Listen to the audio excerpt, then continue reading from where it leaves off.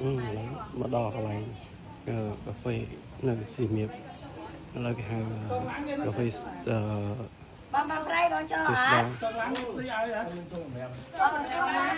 Bom rây này nè. Nàng nhau à? Đọc mũi này là gì? cà phê cheese bar này là cũng bằng đôi châu anh Họ lại coi món cái cách lôi này để mà.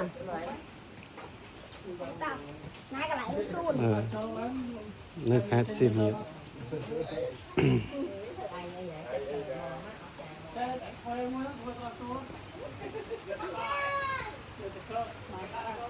cho nó bánh xay chẹt rồi đây là tiếp mà em bảo cái miền playground này miền tẹt bay vậy đây những cà phê brand nơi xiêm hiệp kia cái miền là tôm của mình lấy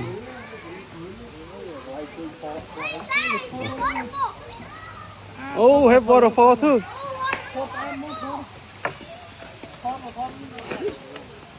wow tới không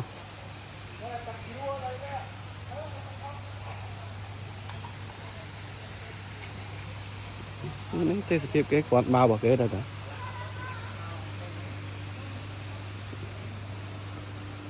nên là khai xiêm hiệp cà phê Chesda cà phê brand cái tuy nhiên là tóc tay lại chân ná đỏ bọc cái nhưng đây là bơi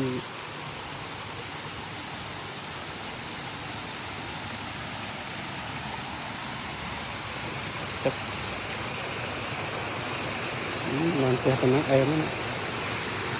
bông bông cái kia mà bay và cái đá cái trà lan làm hai cái mau lên to cực mà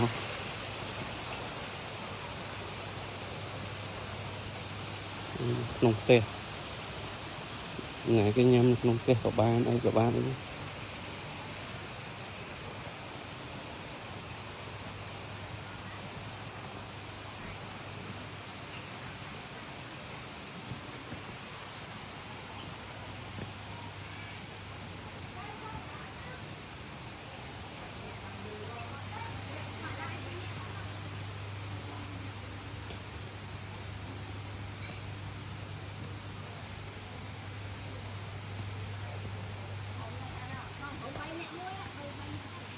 ô chó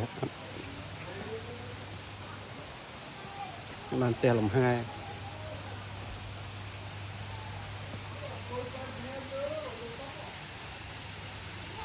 này mò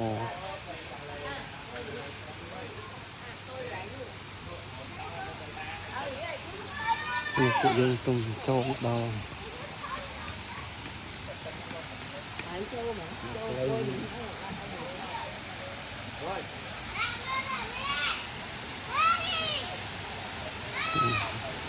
yeah hello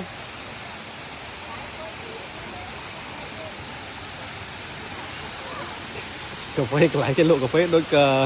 trong trong ở nói đòi cả lại cái lụa này cái đông Amazon kia đây Amazon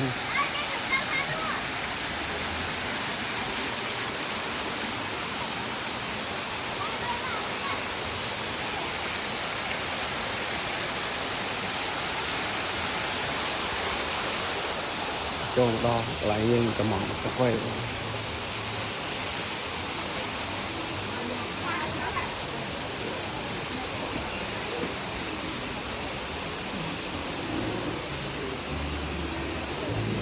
xua